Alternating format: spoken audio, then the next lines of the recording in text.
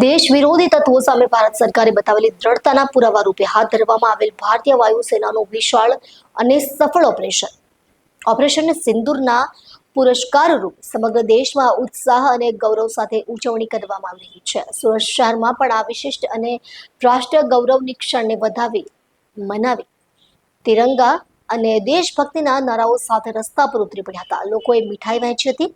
કોલેજમાં પણ વિદ્યાર્થીઓએ ઉજવણી કરતા નારા લગાવ્યા હતા। શહેરના મજુરા ફાયર સ્ટેશન, ચાર રસ્તા સહિત વિવિધ શાળા કોલેજોમાં ખાસ કાર્યક્રમો યોજાયા, જેમાં વિદ્યાર્થીઓને શિક્ષકોએ દેશભક્તિના ગીતો ગાયા અને તિરંગાને સલામી આપી।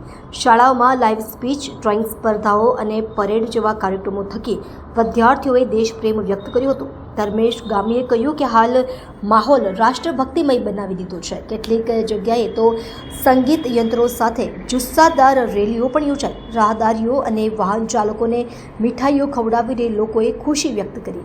ઓપરેશનમાં ભારતીય વાયુસેનાએ પાકિસ્તાનની સરહદમાં ઘૂસીને આતંકવાદી સંગઠનોના 9 મુખ્ય તંબુઓને નિશાન બનાવીને 24 મિસાઇલ દાગી। આ હુમલામાં અનેક આતંકીઓનો ખાત્મો થયો હોવાની માહિતી મળી રહી છે। વડાપ્રધાન નરેન્દ્ર મોદીએ આ ઓપરેશનને ઓપરેશન સિંધુ નામ આપ્યું છે, જે ભારતની શૌર્ય પરંપરાનું પ્રતીક બની ગયું છે।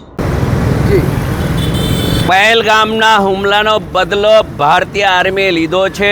આતંકવાદીઓના ઠેકાણાઓ નષ્ટ કર્યા છે। પીઓકેમાં જઈને જે રીતના આતંકવાદીઓના ઠેકાણાઓને નષ્ટ કર્યા છે, ઇન્ડિયન આર્મી જિંદાબાદ, ભારત સરકાર જિંદાબાદ, ભારત માતાની જય। હજી પણ આનાથી રૂકવાનું નથી। આપણે પીઓકે લેવાનું છે અને પાકિસ્તાનના ટુકડા કરવાના છે, જેથી કાયમી આજે આતંકવાદના આપણે ભોગ બની રહ્યા છીએ એ કાયમ નાબૂદ થાય, એવું મોદી સરકારને અમે સુરતવાસીઓ કહેવા માંગીએ છીએ।